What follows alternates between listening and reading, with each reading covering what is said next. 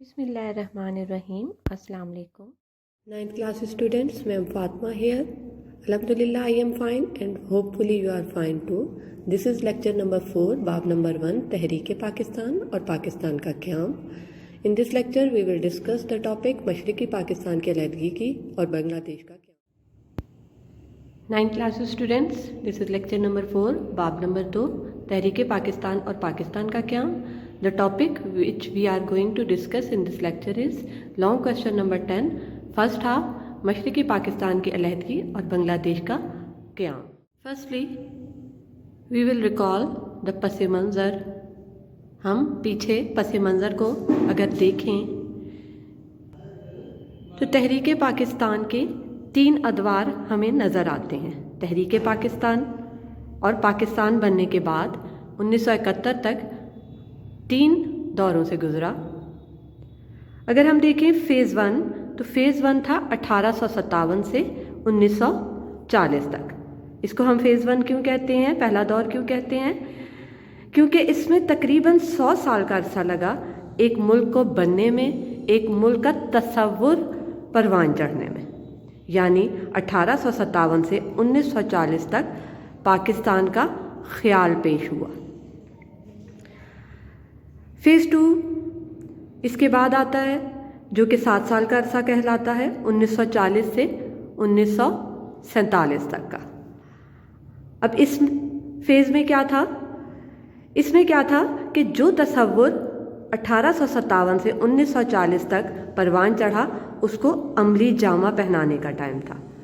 یعنی اس فیز میں پاکستان وجود میں آیا، اس میں بہت سی جانیں، بہت سی قربانیاں دی گئیں، بہت سا نقصان ہوا اور بہت سے لوگوں کی جدوجہد اس فیز میں شامل ہے.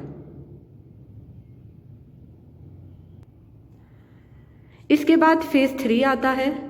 یعنی جب یہ ملک بن گیا تو اس وقت سے لے کر یعنی 1947 کے بعد سے بنگلہ دیش کے قیام کے بعد یعنی 1971 کا.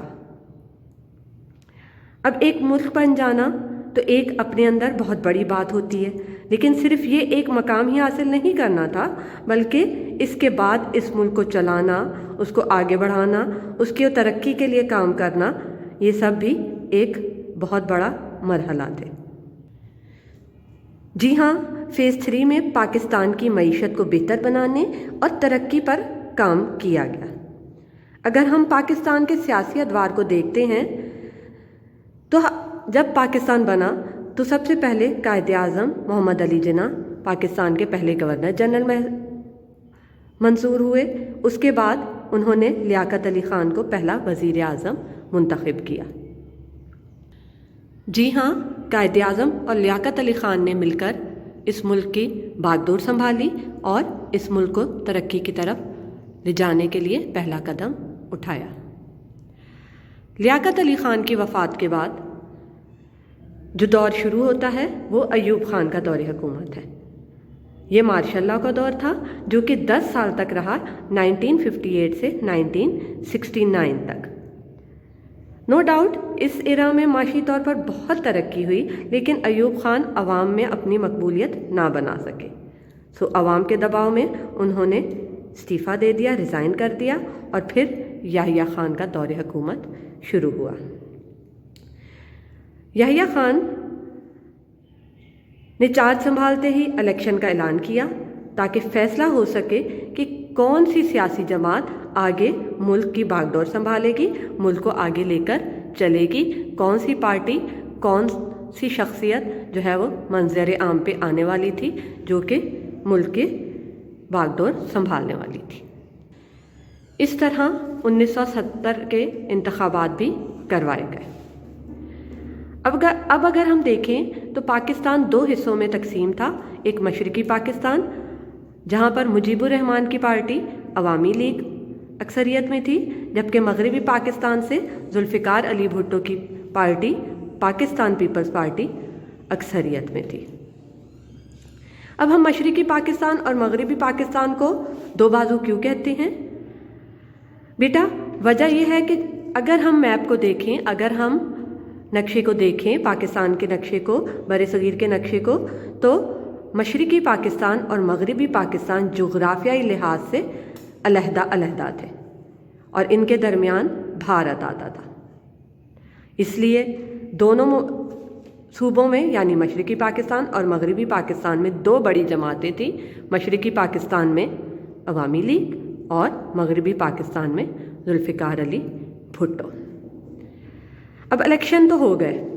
اب ہوا کیا کہ قومی اسمبلی کے اگر ہم نتائج کی طرف دیکھیں 1970 کے انتخابات کے، تو قومی اسمبلی کی 300 سیٹوں میں سے 167 سیٹس عوامی لیگ یعنی مجیب الرحمان کی مشرقی پاکستان کی پارٹی نے جیت لیں، جبکہ مغربی پاکستان سے ذوالفقار علی بھٹو کی پاکستان پیپلز پارٹی نے صرف 81 سیٹیں حاصل کی.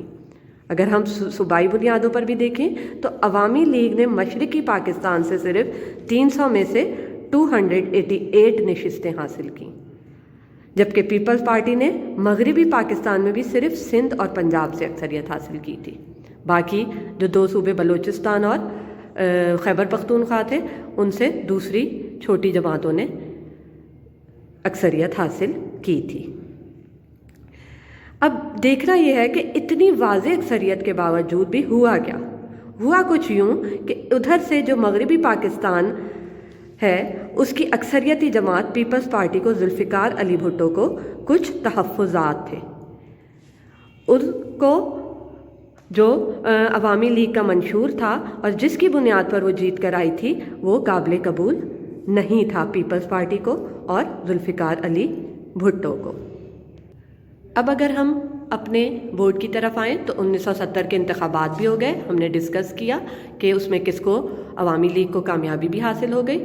اب ہوا کیا کہ نئی حکومت کو اختیارات کی منتقلی میں تاخیر کی گئی، یعنی حکومت کی باغ ڈور عوامی لیگ کو نہ سونپی گئی، جس کے نتیجے میں مشرقی پاکستان میں تشویش کی لہر اٹھی. اب ہم دیکھتے ہیں کہ یہ صورتحال کس طرح 1971 کی جنگ میں تبدیل ہوئی اور کس طرح سے بر صغیر میں بنگلہ دیش کے نام سے ایک نیا ملک دنیا کے نقشے پر نمودار ہوا. حکومت کی باغ ڈور نہ سونپی گئی عوامی لیگ کو اور مشرقی پاکستان میں امن و امان کی صورتحال دن بدن خراب ہو گئی. اب ان حالات کو سنبھالنے کے لیے چیف مارشل اور ایڈمنسٹریٹر جنرل یحییٰ خان نے وہاں پر ایمرجنسی لگا دی. پاک فوج نے امن و امان کی صورتحال کو بہتر بنانے کی بہت کوشش کی، لیکن حالات دن بدن تیزی سے بد سے بدتر ہوتے جا رہے تھے، خراب سے خراب تر ہوتے چلے گئے. اب بنگالیوں نے کیا کیا؟ انہوں نے بھارت نواز تنظیم مکتی باہنی کی مدد سے آزاد مملکت کا نعرہ لگا دیا. اب یہ مکتی باہنی نامی تنظیم فسادات پھیلانے میں مصروف ہو گئی. ان حالات میں 15 مارچ 1971 کو یحییٰ خان، ذوالفقار علی بھٹو اور مجیب الرحمان نے ڈھاکہ مشرقی پاکستان میں مذاکرات کیے، جو کہ یحییٰ خان نے کروائے تھے تاکہ ملک کے حالات کو بہتر بنایا جا سکے اور حالات پر قابو پایا جا سکے اور امن قائم کیا جا سکے. لیکن یہ مذاکرات بھی بغیر کسی نتیجے کے ختم ہو گئے. اب ان کشیدہ حالات کی وجہ سے لاکھوں بنگالی جو ہے وہ بھارت کی طرف ہجرت کرنا شروع ہو گئے. بھارت نے بنگالیوں کی سرکاری طور پر مدد کرنے کا اعلان کر دیا اور ان مجاہدین کو جو کہ باغی تھے ان کو اسلحہ فراہم کیا گیا اور ان کو تربیت دینا شروع کر دی. اب ان حالات کی وجہ سے ہوا کیا کہ پاکستان اور بھارت کے درمیان جو ہیں وہ حالات خراب سے خراب تر ہونا شروع ہو گئے. جنرل یحییٰ خان نے فوج کی مدد سے بہت سے فوجی دستے مشرقی پاکستان روانہ کیے، جس کے بعد فوج نے بہت سے علاقوں پر اپنا کنٹرول حاصل کر لیا. بھارت کو یہ بات پسند نہ آئی. بھارت نے اپنی سازشیں شروع کر دیں اور حالات کو دیکھتے ہوئے بھارتی فوج نے مشرقی پاکستان پر حملہ کر دیا. اب ہوا کیا کہ مشرقی پاکستان میں موجود جو پاک فوج تھی انہوں نے 2 ہفتوں تک بھارتی فوج کو روکے رکھا. جب ان کے پاس رسد ختم ہو گیا، ان کے سپلائی ختم ہو گئی، ان کے پاس اسلحہ ختم ہو گیا، تو مغربی پاکستان سے مزید امداد نہ پہنچ سکی، تو بھارت اپنے ناپاک ارادوں میں کامیاب ہو گیا. اور اس طرح ہوا کیا کہ 16 دسمبر 1971 کو بنگلہ دیش معرض وجود میں آیا، دنیا کے نقشے پر ظاہر ہوا. جو ہیڈنگز ہم اس کویسچن فرسٹ ہاف میں کریں گے وہ ہیں پس منظر، بھٹو مجیب مذاکرات، کشیدہ حالات، بھارت کے ناپاک ارادے اور بنگلہ دیش کا قیام. Now dear students, open page number 52. Mark the answer half question number 10. Main heading is مشرقی پاکستان کی علیحدگی اور بنگلہ دیش کا قیام. The first heading is پس منظر، ایرو سے شو کرنی ہے، 1970 سے لے کر مصروف تھی تک. سیکنڈ ہیڈنگ ہے بھٹو مجیب ڈھاکہ مذاکرات، وہ ہے ان حالات سے لے کر ختم ہو گئے تک. اس کے بعد ہیڈنگ ہے کشیدہ حالات، یہاں کشیدہ حالات سے شروع ہو کر نیکسٹ پیج پہ کنٹرول حاصل کر لیا تک. اس کے بعد ہے بھارت کے ناپاک ارادے، حالات کو دیکھتے ہوئے سے لے کر کامیاب ہو گیا تک.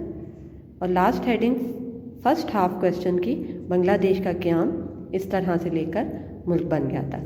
مشرقی پاکستان کی علیحدگی کے اسباب نیکسٹ ہاف سیکنڈ ہاف ہم نیکسٹ لیکچر میں کریں گے.